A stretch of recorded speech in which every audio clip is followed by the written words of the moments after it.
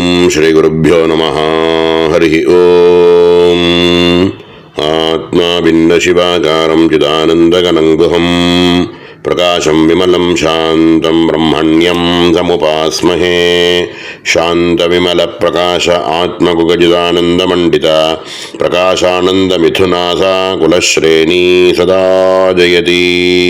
சத்குருச்சரணாரவிந்தாभ्यां நமः. ஆதாம்ரார்க்கசகஸ்ரதீப்தி பரமா சௌந்தர்யதாரைரலம் லோகாதீதமஹோதயைருபயுதா சர்வோபமா கோச்சரைः நானாநர்க்யவிபூஷணைः அகணிதைः ஜாஜ்ஜல்யமானாபிதः தம் மாதஸ்திரிபுராரிசுந்தரி குரு ஸ்வாந்தே நிவாசம் மம. குருநாதாளினுடைய பரமகிருபையில் துர்வாச மகரிஷியினால் அருளப்பட்ட ஸ்ரீ சக்தி மகிம்ன ஸ்தோத்திரத்தினுடைய 33வது ஸ்லோகத்தை பார்த்துட்டு இருக்கோம். ரொம்ப அற்புதமான காலம் இப்பொழுது. இது இன்னிலேருந்து ஆரம்பித்து வசந்த நவராத்திரி அப்படின்னு அம்பாளுக்கு ரொம்ப உகந்தமான ஒரு காலம். இந்த 9 நாளுமே உபாசனையில் ரொம்ப சிரேஷ்டதமமான ஒரு காலம். லலிதைக்குன்னே இருக்கக்கூடிய நவராத்திரி இது. இந்த சந்தர்ப்பத்தில் நம்ம இந்த ஸ்லோகத்தை பார்க்கறது ரொம்ப பொருத்தமாக இருக்குது. குரு கிருபை அப்படின்னு சொல்லணும். இந்த ஸ்லோகத்தில் அவதாரிக்கையில் சார் ஸ்ரீ சிதானந்தநாதர் இதுக்கு முன்னாடி ஸ்ரீசக்கரத்தில் பிந்துவில் பரதேவதை எப்படி வீற்றிருக்காள் அப்படிங்கிறத பற்றி சொன்ன அதே ரீதியில் இந்த ஸ்லோகத்தில் பிந்து சக்கரத்தில் சிம்ஹாசனத்தில் உட்கார்ந்துட்டு இருக்கக்கூடிய பரதேவதையே சர்வ ஆபரணங்களையும் போட்டுண்டு சர்வாபரண பூஷிதையாக இருக்காளே ஸ்ரீ மகாத்ரிபுர சுந்தரி அப்படின்ற பெயரோட சர்வ ராஜ உபச்சாரங்கள் மகாராஜ்ஞியாக இருக்கக்கூடிய லலிதைக்கு ராஜ உபச்சாரங்கள்லாம் செய்யப்பட்டு அதுக்கு எல்லாத்துக்கும் அதிகாரத்துவத்தோடு இருக்கக்கூடிய ஒரே வஸ்துவே ஒரே பரதேவதையே அப்படிப்பட்ட மகாத்ரிபுர சுந்தரிய துர்வாசர் தியானம் பண்ணுறார். இந்த ஸ்லோகத்தில் பரதேவதையை எப்படி தியானம் பண்ணணும் அப்படின்னு இந்த இடத்துல வர்ணிக்கப்பட்டிருக்கு. இந்த ஸ்லோகத்தில் ஒரு உபாசகனாக இருக்கக்கூடியவன் அம்பாளை எப்படி தியானம் பண்ணணும் அப்படின்னு சொல்லித்தரார். எப்படி தியானம் செஞ்சாக்க அதுக்கு ஏற்றபடி பலன் அப்படின்னு வேற சொல்லியிருக்கு. சாஸ்திரங்களில் ரொம்ப பிரசித்தம். நம்ம அம்பாளை எப்படி தியானம் பண்ணுறோமோ அதுக்கு தகுந்த மாதிரி பலன் அப்படின்னு சொல்லப்பட்டிருக்கு. இந்த ஸ்லோகத்தில் அருணவர்ணத்தோடு இருக்கக்கூடிய காந்தியோடு இருக்கக்கூடிய பிரகாசமாக இருக்கக்கூடிய சர்வ ஆபரணங்களையும் போட்டு இருக்கக்கூடிய பரதேவதையே உன்னை நான் தியானிக்கிறேன் அப்படின்னு என்னுடைய ஹிருதயத்திலேயே நான் வச்சுண்டு எப்படி தியானிக்கிறேன் அப்படிங்கிறத சொல்லக்கூடிய ஒரு ஸ்லோகமாக அமைஞ்சிருக்கு. இந்த ஸ்லோகத்தினுடைய அன்வயம் எப்படி இருக்குது அப்படின்னா, ஹே மாதக ஹே திரிபுர சுந்தரி அப்படின்னு திரிபுராரி சுந்தரி அப்படின்னு சம்போதனம். ஆதாம்ர அர்க்க சகஸ்ர தீப்தி பரமா சௌந்தர்ய சாரைஹி அலம் லோகாதீத மகோதயைஹி உபயுதா சர்வ உபமா அகோச்சரைஹி அகணிதைஹி நானா அனர்க்ய விபூஷணைஹி அபீத ஜாஜ்ஜல்யமானா துவம் மம சர்வாந்தே நிவாசம் குரு அப்படின்னு அன்வயம். இந்த இடத்துல சம்போதனமாக இருக்கக்கூடியது ஹே மாதக ஹே திரிபுராரி சுந்தரி அப்படின்னு சம்போதனம். ஹே ஜெகன்மாதக உலகத்துக்கே அம்மாவாக இருக்கக்கூடிய ஹே பரதேவதையே. மேலே திரிபுராரி சுந்தரி அப்படின்னு சம்போதனம் பண்ணுறாரு. திரிபுரங்கள்னு ரொம்ப பிரசித்தம். திரிபுட்டியாக இருக்கக்கூடிய சர்வமுமே திரிபுரம் தான். ஞாத்திருஜான ஜ்ஞேயம்னு சொல்கிறோம்.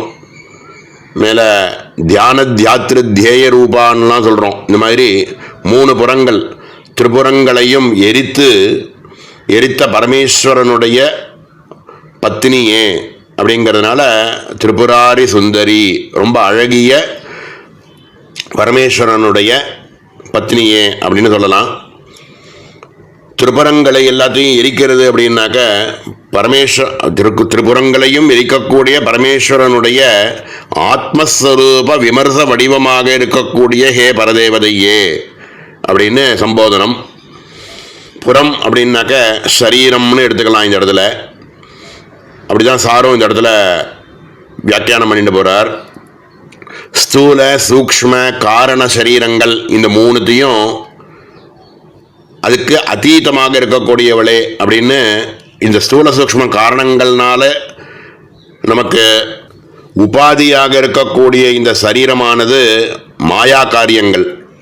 அதனால இவைகள் எல்லாத்தையும் ஒழிக்கணும்.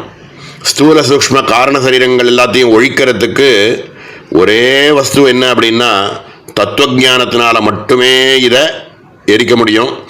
தத்துவஞானத்தினால மட்டுமே நான்கிற ஆத்ம வஸ்துவை உணர முடியும்.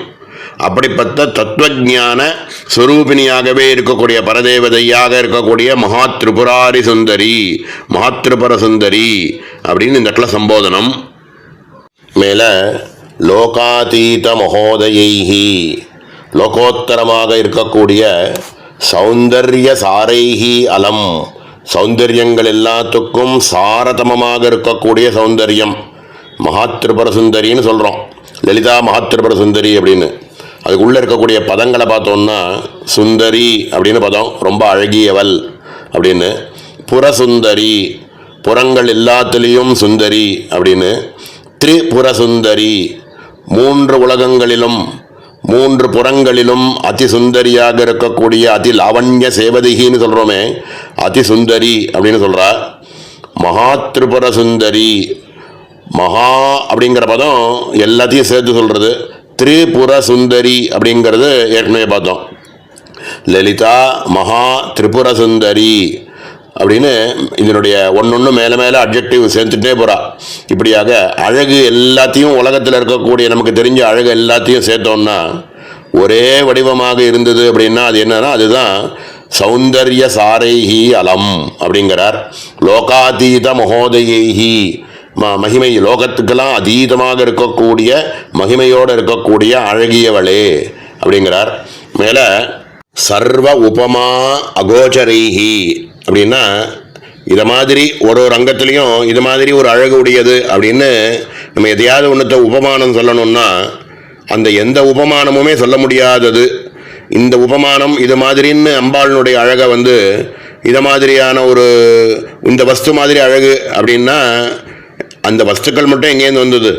அதுவுமே அம்பாளினுடைய சிருஷ்டி தானே. அதனால் சர்வ உபமா அகோச்சரைகி, எந்த உபமானமுமே சொல்ல முடியாத அளவுக்கு அழகாக இருக்கக்கூடியவளே. அகணிதைகி நானா அனர்க்ய விபூஷணைகி, விலை மதிப்பில்லாத இருக்கக்கூடிய பல திவ்ய ஆபரணங்களால் அலங்கரிக்கப்பட்ட பரதேவதையே அப்படிங்கிறார். நம்மளுடைய சதுஷ்டி உபச்சாரத்தில் பார்த்தோம்னா பூஷண மண்டப பிரவேசனம் கல்பயாமி நமஹா, பூஷண மண்டப மணிபீட்ட உபவேசனம் கல்பயாமி நமஹான்னு உட்கார வச்சு அம்பாளை தலையிலிருந்து கால் வரைக்கும் இருக்கக்கூடிய ஒரு அங்கங்களிலும் ஒரு ஆபரணங்களை பற்றி சொல்கிறார். நவமணி மக்குட்டம் கல்பயாமி நமஹான்னு சொல்லுவோம். நவமணி மக்குட்டங்களை போட்டுருக்காளாம். நவமணி மக்குட்டம்னே நாமாவே இருக்குது. மேலே சந்திர சகலம் கல்பயாமி நமஹான்னு, சந்திர சகலம் அம்பாள் தலையில் வச்சுட்டு இருக்கக்கூடிய சந்திர பிறை இருக்கே அது குருவிந்த மணிஸ்ரேணி கனத்கோட்டீர மண்டிதா அப்படின்னு சொல்லக்கூடிய சகசநாமத்தில் வரக்கூடிய நாமா அதே சந்திர சகலம் அப்படிங்கிறதுனால அலங்கரிக்கப்பட்டவளே.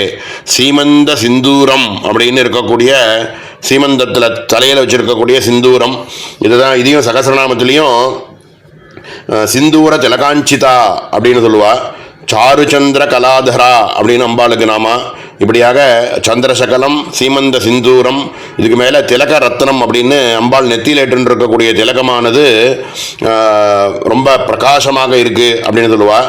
இதுக்கு சகசரநாமத்தில் முகச்சந்திர கலங்காப மிருகநாபி விசேஷகா அப்படின்னு ஒரு நாமா. காலாஞ்சனம் கல்பயாமி நமஹான்னு கண்ணில் மையிட்டுருக்கலாம். வாளி யுகலம் கல்பயாமி நமஹா, வாளி யுகலம்னு காதுக்கு மேலே போட்டுக்கக்கூடிய ஒரு ஆபரணம். மணிக்குண்டல யுகலம் கல்பயாமி நமஹான்னு காதில் போட்டுருக்கக்கூடிய தாடங்கம், அம்பாளினுடைய தாடங்கம் இருக்கே, மணிக்குண்டல யுகலம் கல்பயாமி நமஹான்னு சொல்லுவோம். மணிக்குண்டலத்தை போட்டுருக்கலாம். முகச்சந்திர கலங்காப மிருகநாபி விசேஷகான்னு பார்த்தோம். இந்த இடத்துல கனக சிந்தாக்கம் கனத் கனக தாடங்கா, தாடங்கம் அம்பாள் போட்டு இருக்கக்கூடிய தாடங்கம் அதுக்கப்புறம் தாட்டங்க யுகலீபூத தபரோடுப மண்டலா அப்படின்னு சொல்லக்கூடிய நாமாக்கள் சொல்லியிருக்கிறபடி மணிகுண்டல யுகலத்தை போட்டுருக்கா. மேலே நாசாபரணம்னு மூக்கில் போட்டுருக்கக்கூடிய ஆபரணமானது ஜொலிக்கிறது. கன்னியாகுமரியில் பார்த்துருப்போம், எப்படி ஜொலிக்கிறதுன்னு பார்த்துருப்போம். நாசாபரணம் கல்பயாமி நமகான்னு அம்பாள் போட்டுருக்கக்கூடிய நாசத்தில் இருக்கக்கூடிய மூக்கில் போட்டுருக்கக்கூடிய ஆபரணம். அதுக்கு சகசரநாமத்தில் பார்த்தோன்னா தாராகாந்தி திரஸ்காரி நாசாபரண பாசுரா அப்படின்னு சகசரநாமம் பூரா சகசரநாமத்தில் சொரூப வர்ணத்தை பற்றி சொல்கிற இடங்கள் எல்லாமுமே இந்த மாதிரி அம்பாளினுடைய தாடங்கமானதை பற்றி சொல்கிறது. மேலே பிரதம பூஷணம் கல்பயாமி நமகான்னு மாங்கல்ய சூத்திரம் போட்டுருக்காளாம். அதுக்கு சகசரநாமத்தில் சொல்லும் பொழுது காமேஷ பத்த மாங்கல்ய சூத்திரசோபித கந்தரா அப்படின்னு சொல்லுவா. கனக சிந்தாக்கம் கல்பயாமி நமகான்னு கனகத்தினால ஏற்பட்ட ஒரு சிந்தாக்கம் போட்டுருக்காளாம். அதுக்கு மேலே ஒரு பதக்கம் போட்டுருக்கா, மகா பதக்கம். அதுக்கு மேலே ஒரு மகா பதக்கம் போட்டுருக்கா. அதுக்கு மேலே முக்தாவளிம் அப்படின்னு சொல்லக்கூடிய ஒரு ஆபரணம் போட்டுருக்கா. இதெல்லாத்தையும் சகசரநாமத்தில் ரத்னகிரேவேய சிந்தாக லோலமுக்தா பலான்விதா அப்படின்னு சகசரநாமத்திலையும் சொல்லப்பட்டிருக்கு. அதுக்கு மேலே ஏகாவளிம் கல்பயாமி நமஹா சன்ன வீரம் அப்படின்றது ஆபரணங்கள்லாம் போட்டுருக்கா. கேயூர யுகல ஜஜுஷ்டயம், கையில் வளையல் மாதிரி கையில் கேயூர யுகலம்னு சொல்லி போட்டுருக்கக்கூடிய ஒரு ஆபரணம். அதுக்கு கனகாங்கத கேயூர கமனீய புஜான்விதான்னு புஜங்களில் போட்டுக்கக்கூடிய ஒரு ஆபரணம். அதுக்கு மேலே வளையாவளிம் கல்பயாமி நமஹா, வளையல் போட்டுருக்கா. ஊர்மிகாவளிம் கல்பயாமி நமஹா. அப்புறம் காஞ்சி தாமம்னு சொல்லக்கூடிய ஒரு காஞ்சி இடுப்பில் போட்டுருக்கக்கூடிய ஒரு ஆபரணம். ரத்ன கிங்கினிகாரமே ரசனா தாமபூஷிதா அப்படின்னு ஒரு நாமா வருது. சாகர மேகலாயி நமகான்னு ஒரு நாமா வருது. ரணத் கிங்கினி மேகலா அப்படின்லாம் சகசநாமம் வர்ணிக்கிறது. இந்த காஞ்சி தாமம் அப்படின்னு சொல்லக்கூடிய இடுப்பில் போட்டுருக்கக்கூடிய ஒட்யானம். கட்டி சூத்திரம் கல்பயாமி நமகான்னு இடுப்பில் போட்டுருக்கக்கூடிய அருணாகேயர் மாதிரி இருக்கக்கூடிய ஒரு ஆபரணம். சௌபாகிய ஆபரணம் கல்பயாமி நமகா அப்படின்னு சௌபாகியங்கள் எல்லாத்தையும் கொடுக்கக்கூடிய ஒரு ஆபரணம். பாத கட்டகம் அப்படின்னு சொல்லக்கூடிய பாதத்தில் போட்டுக்கக்கூடிய ஒரு கட்டகம். அதுக்கு கீழே காலில் ரத்ன நூபுரம்னு சொல்லக்கூடிய கொலுசு போட்டுருக்கான அம்பாள். சிஞ்சான மணிமஞ்சீர மண்டிதஸ்ரீ பதாம்புஜா அப்படின்னு சகசரநாமம் சொல்றது. பாதாங்குளியகம்னு அம்பாள் காலில் மெட்டி போட்டுருக்காளாம். ஏகக்கரே பாசம் கல்பயாமி நமஹ, அந்யகரே அங்குஷம் கல்பயாமி, இதரகரே புன்றேட்சு சாப்பம் கல்பயாமி, அபரகரே புஷ்ப பானான் கல்பயாமி அப்படின்னு 4 கையில் 4 ஆயுதத்தை வச்சுருக்கா. ஸ்ரீமன் மாணிக்க பாதுகே கல்பயாமி நமஹ, அம்பாள் போட்டுருக்கக்கூடிய மாணிக்க பாதுகம். இப்படியாக அம்பாள் சிவனுடைய சுசமான வேஷாபிகி ஆவரண தேவதாபிகி, சிவனும் சக்தியும் சேர்ந்து இருக்கக்கூடிய ஒரே ஸ்வரூபமாக இருந்து காமேஸ்வரங்க பரியங்க உபவேசனம், காமேஸ்வரனுடைய மடியில் இருக்கக்கூடியவள் சர்வ ஆபரணங்களோட இருக்காள் அப்படிங்கிறத சகசரநாமமும் வர்ணிக்கிறது, நம்ம பூஜையிலையும் வர்ணிக்கிறது. இப்படியாக பரதேவதைய சர்வ ஆபரணங்களும் போட்டுருக்கிறதாக தியானிக்கணும் அப்படிங்கிறார். மேல ஆதாம்பிர அர்க்க சகசிர தீப்திகி அப்படின்னு பல்லாயிரக்கணக்கான பால சூரியனுடைய ஒரு காந்தி இருந்ததுன்னா, ஒரு செவந்த ஒரு காந்தி இருந்ததுன்னா அது எப்படி இருக்குமோ அந்த மாதிரி பிரகாசத்தோடு இருக்கார். நமக்கு தெரிஞ்சதுன்னா ஒரு சூரியன் தான், ஆனால் இங்கே பல சூரியன்கள், ஆயிரக்கணக்கான சூரியர்கள் இருந்ததுனாக்கா அதனுடைய பிரகாசம் எப்படி இருக்குமோ அது மாதிரி காந்தியோடு இருக்கக்கூடியவள், அதிப்பிரகாசமாக இருக்கக்கூடியவள் அப்படிங்கிறத இந்த வார்த்தையினால் சொல்கிறார். தன்னை சுற்றியும் ஜாஜ்வல்யமாக பிரகாசித்து கொண்டிருக்கக்கூடிய எல்லாத்தையும் விளக்கக்கூடியவளாக இருக்காள். ஆதாம்பிர அப்படின்னு சொல்லக்கூடிய பதத்துக்கு சார் ஸ்ரீ சிதானந்தநாதர் சகசரநாமத்திலேருந்து பல நாமாக்கள் எடுத்து காமிக்கிறார். சக்கச்சவேர்னு இருக்கக்கூடிய லௌகித்ய மேதஸ்ஸ சர்வஸ்ய விமர்சக அப்படின்னு சொல்லக்கூடிய சக்கச்சவேர்னு ஒரு சிகப்பு வர்ணத்தை பார்த்தாலே அம்பாளினுடைய தியானம் வரும், ஞாபகம் வரும். பாவனோபனிஷத்தில் சொல்லியிருக்கக்கூடிய லௌகித்யம் அப்படிங்கிற தன்மையானது நிறத்தினுடைய தத்துவமே சிவ அபின்ன ஆத்மகோச்சரம் அப்படிங்கிறார் சார் ஸ்ரீ சிதானந்தநாதர். அகண்டாகார விருத்தியாகவே இருக்கக்கூடியது அப்படிங்கிறது தான் லௌகித்ய மேதஸ்ஸ சர்வஸ்ய விமர்சக அப்படிங்கிறார். இந்த இடத்துல சிகப்பு வர்ணத்தை எப்படி தியானிக்கணுன்றதுக்கு பலவிதமான விஷயங்கள் எடுத்து சொல்லப்பட்டிருக்கு.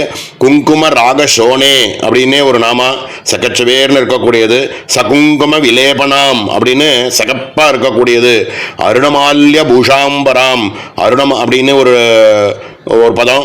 மேலே ஜபாகுசும பாசுராம், சக்கச்சவேர்னு செம்பருத்தி புஷ்ப வர்ணத்தில் அம்பாள் இருக்கானா.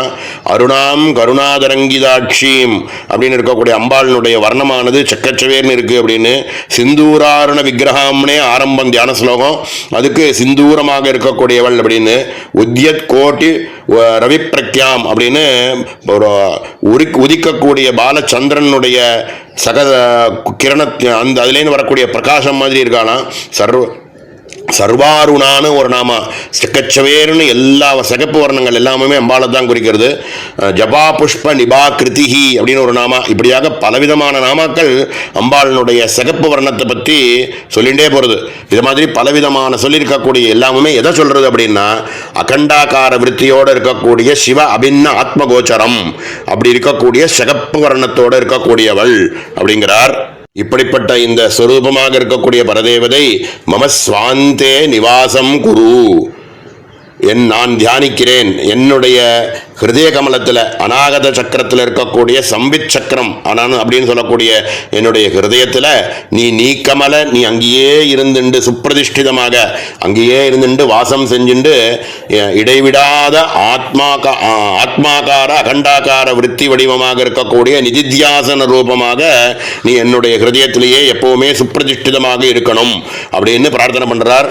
இந்த மாதிரி ஒருத்தர் தியானித்தோம் அப்படின்னா ஞானம்தான். இதுக்கு மேலே குரு கிருபையில் இதே தான் ஜீவன் முக்தி நிலை அப்படிங்கிறது.